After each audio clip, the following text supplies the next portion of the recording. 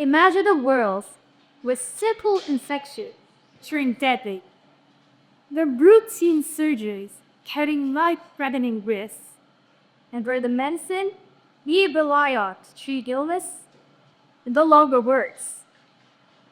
This is a future without affected antibiotics.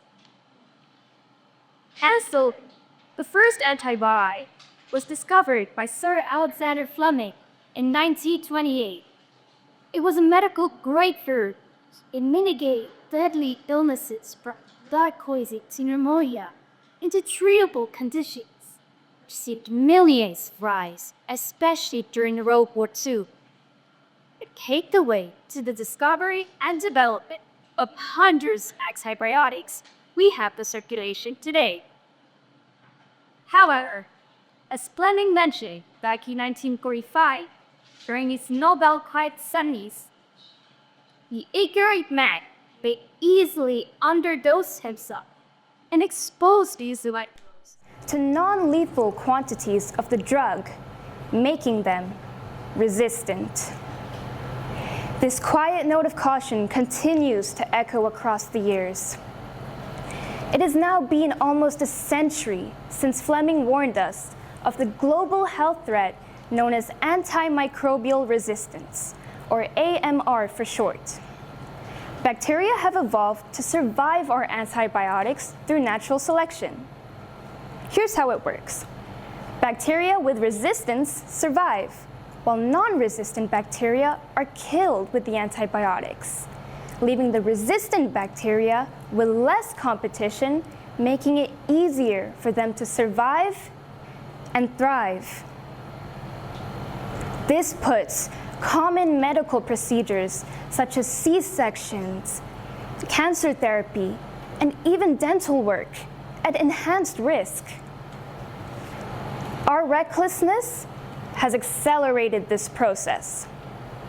For example, self-medication or using antibiotics erroneously for viral infections can be completely ineffective and unnecessarily exposes your microbes to the antibiotics, which in turn encourages them to evolve resistance.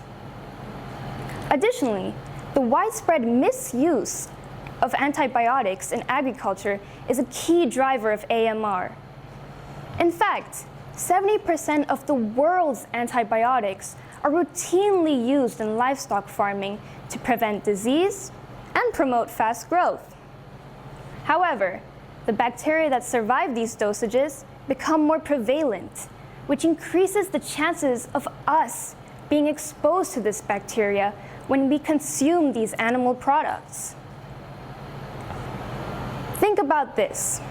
It takes us 10 to 12 years to develop a new antibiotic, whereas a bacterium can reproduce as quickly as 20 minutes. This is our reality.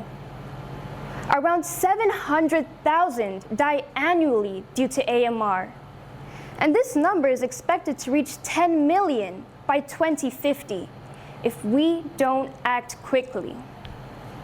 The war against antimicrobial resistance is one we cannot afford to lose. But what can you do to help in the fight against AMR? 3 proactive measures. Firstly, use antibiotics judiciously, only when prescribed for bacterial infections, and ensure to complete your antibiotic course to eliminate all the bacteria. Stopping early leaves a small army behind that's ready to multiply and resist treatment next time. Secondly, promote One Health. We need to recognize that the health of people, animals, and plants are all interconnected, meaning that when we consume meat or produce loaded with antibiotics, we put ourselves at risk of contracting this resistant bacteria that can pass from the farm to our bodies. And finally, improve sanitation and strengthen infection control. Wash your hands frequently with soap, especially upon returning home and before meals. Do not share food or drinks, and wear a mask when sick. These simple means reduce the initial need for antibiotics to treat preventable infections. Remember, this is a global struggle, and each and every one of us is critical. We need to act now, because bacteria already have the upper hand. So what do you say? Are you geared up for this battle?